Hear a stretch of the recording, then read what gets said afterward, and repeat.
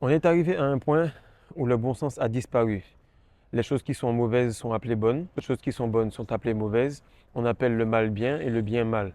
Avoir une grande libido est vu comme mauvais ou malsain. Pareil, une grande virilité ou une grande masculinité est vue comme toxique.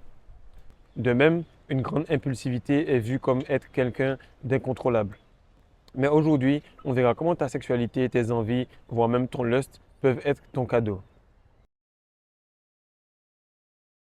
Salut mon ami, donc aujourd'hui on va rapidement parler de quelques points concernant la libido, pourquoi c'est ton cadeau, pourquoi sans la libido tu n'es rien et pourquoi tu ne peux pas faire grand-chose sans cette énergie et comment tu peux faire de l'alchimie par rapport à cela et transformer ta plus grande faiblesse en plus grande force. Et on verra pourquoi ceux qui ont les plus grandes adversités dans leur vie sont souvent ceux qui ont la plus grande libido. Alors, premier point, en fait, c'est que la libido, c'est ton cadeau. Pourquoi c'est ton cadeau? Parce que c'est ce que Dieu t'a donné. Et, ce qu'il faut savoir, c'est que lorsque tu es dans le ventre de ta mère, à la base, tu es une fille, donc c'est-à-dire que tes attributs sont féminins. Et c'est ensuite que la testostérone prend part et que tu développes le clitoris en un pénis, que tu développes, par exemple, les ovaires les testicules qui sont plus petits, ils vont se développer plus grandement et devenir des ovaires par rapport aux œstrogènes. Donc, c'est vraiment, à la base, on est féminin. Et ensuite, ça va vraiment progresser pour amener des attributs plus complets. Maintenant, on va regarder un petit peu pourquoi ça peut être ton cadeau empoisonné. Pourquoi ça peut être ton cadeau empoisonné? Parce que si tu ne le maîtrises pas, si tu ne gères pas cette énergie-là, automatiquement, elle peut te causer beaucoup d'ennuis. Elle te fait perdre beaucoup d'argent, mais c'est également elle qui te donne envie d'aller au travail. C'est elle qui te donne envie de t'améliorer. C'est elle qui te donne envie de tout faire, de progresser et enfin, toi aussi, de t'offrir comme un cadeau à ta femme, de t'offrir au monde. Alors, le plus souvent, on remarque qu'il y a beaucoup de carrières qui sont brisées à cause de mauvais actes, souvent sexuels. Même les crimes passionnels sont souvent par rapport au sexe. Mais c'est vraiment important de comprendre qu'avant d'être empoisonné, c'est tout simplement un cadeau. Un cadeau, en fait, c'est qu'en fait, il a son emballage, il a son récipient. Et ce qu'il faut comprendre, c'est que si le récipient, il est beau, s'il est superbe, mais que ce qu'il y a à l'intérieur perd en valeur au fur et à mesure, alors ça ne sert à rien. C'est pourquoi on remarque que beaucoup de personnes s'habillent Gucci, Louis Vuitton, etc., avoir des marques, avoir des statuts, des diplômes. Mais plus le temps passe et plus ce genre de choses ne sert à rien. Pourquoi? Parce que on remarque que c'est de l'apparat et qu'à l'intérieur, il n'y a rien. Donc, lorsque tu as déshabillé, par exemple, quelqu'un et que tu te rends compte que ce n'est pas les vrais seins, que ce ne sont pas les vrais muscles, que tout ça, c'est du fake, c'est un peu la même chose avec l'énergie sexuelle. Pourquoi mettre tout ça d'apparat si le moment venu, ben, dans le cadeau, il n'y a rien ou que le cadeau ne monte même pas? Donc, ce cadeau-là peut être empoisonné si on l'utilise à mauvais escient. Il peut être empoisonné si on l'utilise trop. Et c'est vraiment ça la balance. Donc c'est vraiment quelque chose qu'on doit utiliser à bon escient et sur lequel on doit faire vraiment attention. Donc ta libido, elle commence ici. Ensuite, elle se transforme en pulsion. Après une pulsion, elle devient une addiction. Ensuite, elle devient ton maître et ensuite, tu deviens son esclave. Donc ça, c'est les différents cycles que la plupart des gens passent par rapport à leur libido. Donc c'est très important de passer par ces cycles-là et je vais t'expliquer pourquoi. Deux, ta libido, en fait, c'est le début de la vraie alchimie. Si tu prends un fluide qualitatif, qui est ta semence, tu peux faire quatre choix avec. Soit tu le transformes en un fluide inerte que tu vas lâcher dans un récipient, tu vas lâcher dans un préservatif, tu vas lâcher sur ton lit, dans un mouchoir, peu importe. Soit tu peux le transformer en quelque chose de non palpable, c'est-à-dire dans un projet.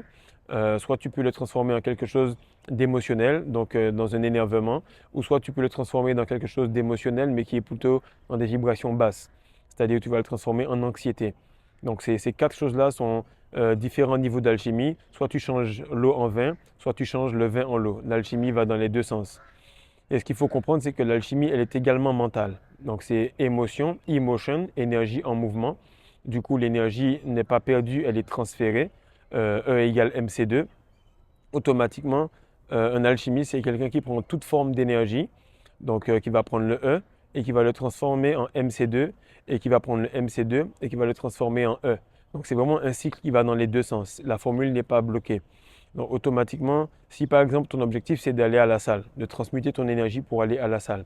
Si tu es aigri, alors tu vas aller à la salle et tu vas transmuter ton énervement pour acquérir une masse beaucoup plus élevée, pour être beaucoup plus puissant. Si tu es heureux, alors du coup, tu vas aller à la salle pareil pour transmuter cette énergie et la transformer en muscle et pour être en meilleure santé. Pareil, si tu dis que tu n'as pas d'énergie, tu comprends également que le mouvement crée l'énergie et l'énergie crée le mouvement. Donc, tu vas à la salle afin d'avoir plus d'énergie. Donc, transmuter, c'est transformer toute forme d'énergie en un résultat de vibration plus élevé. Donc, on t'a donné un cadeau.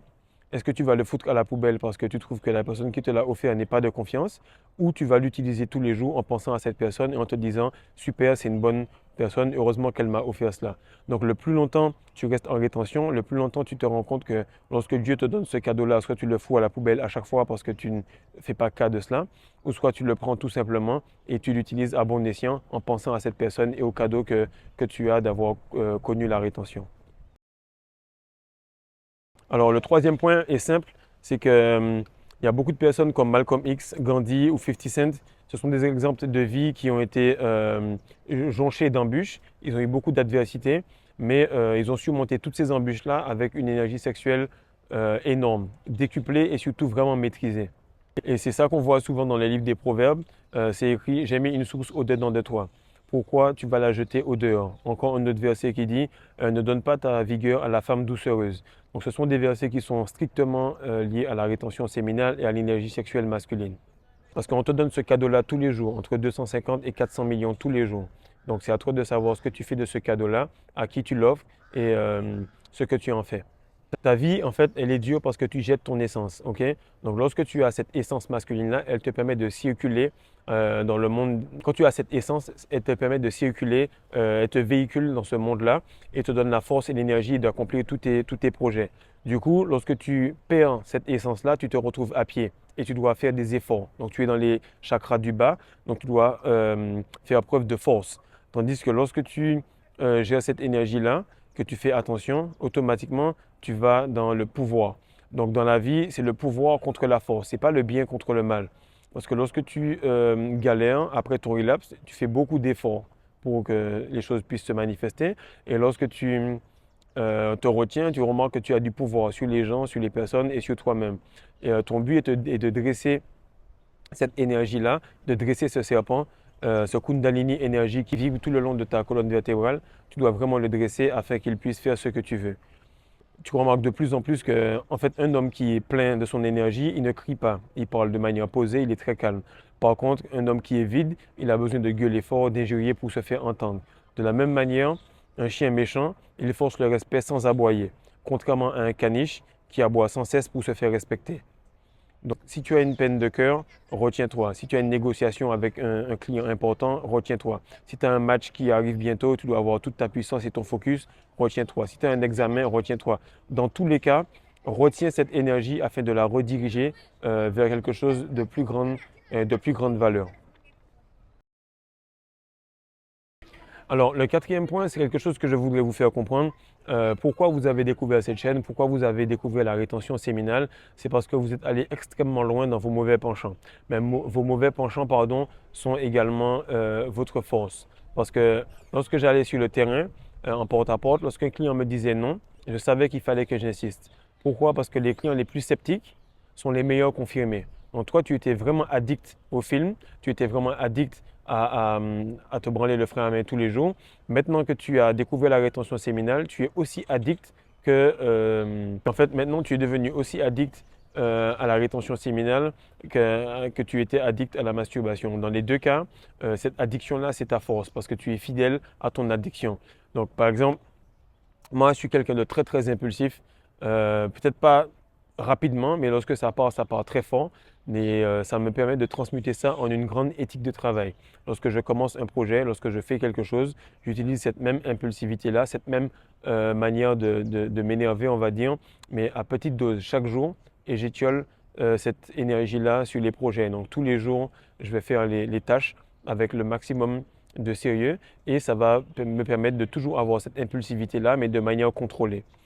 Donc, pourquoi je dis que ton addiction, c'est ta force? Parce qu'en fait, sans ton addiction, tu ne serais jamais tombé sur la rétention séminale.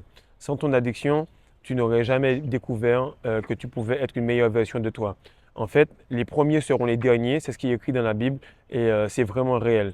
Et c'est par l'intermédiaire de l'obscurité de l'enfer, par l'intermédiaire de l'obscurité du relapse, que tu découvres la meilleure version de toi-même.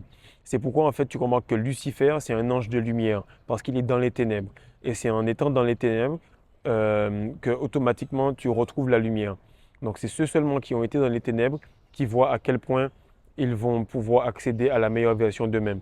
Et ce qui me rappelle une petite histoire, c'est qu'il y avait une prostituée qui était en fait en train d'exercer dans un coin, parlant d'une église, et il y avait un curé qui passait à chaque fois. Ce qui arrive, c'est que le curé, il était en enfer et la prostituée était au paradis, et vice-versa. Pourquoi? Parce que pendant que la prostituée voyait le curé aller faire sa messe, elle se disait, oh, si un jour je pourrais arrêter de faire ce que je fais et devenir un prêtre.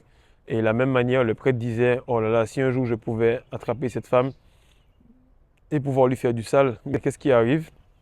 Qu'est-ce qui arrive? Ce ne sont pas les actes que tu fais qui définissent la personne que tu es. Parce qu'à un certain moment, le niveau de conscience que tu as en faisant cet acte-là, en faisant ton journaling, va redresser automatiquement la courbe et va te faire avoir une meilleure utilisation de cette énergie. Donc, à un certain moment, les premiers seront les derniers et les derniers seront les premiers. Pourquoi? Parce que le prêtre, qu'il le fasse ou qu'il ne le fasse pas, il va automatiquement, à un certain moment, avoir envie de passer à l'acte. Et comme on dit, l'intention vaut l'action.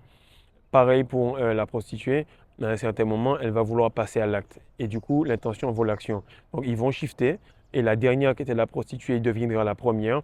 Et le premier qui était le curé va devenir le dernier. Donc, ce sujet-là, il est un peu poussé. On va en parler dans une prochaine vidéo. Mais c'est vraiment important que vous compreniez cela. Ce que vous avez eu comme addiction est ce qui fait que vous avez comme progression. Ce que vous avez eu comme difficulté fait que vous êtes maintenant conscient de cette énergie. Chaque relapse vous permet d'avancer vers la meilleure version de vous-même. Chaque jour où vous vous retenez également vous permet d'avancer vers la meilleure version de vous-même. Donc, ne vous prenez pas la tête si vous avez eu ce cadeau aujourd'hui et que vous l'avez jeté, mais que vous étiez en train de faire l'effort de progresser. Il y a une différence entre faire l'effort de progresser et le jeter consciemment. Donc, c'est quelque chose sur lequel je veux vraiment appuyer parce que c'est le cheminement qui est important. Que tu te sois retenu, que tu te sois lâché, que tu aies eu une interaction avec une femme, peu importe, c'est la progression, le fait d'avancer pas à pas vers quelque chose de meilleur. Donc, encore une fois, il n'y a pas de bien ou mal. Il y a surtout une différence entre connaissance et ignorance. Les lois s'appliquent et transmutent ton cadeau en poison ou ils le transmutent en présent. Toi aussi, transmute cette vidéo, passe l'info à ton ami et dis-moi en commentaire quel est le mauvais côté que tu as réussi à gérer et qui est maintenant ta force. Peace.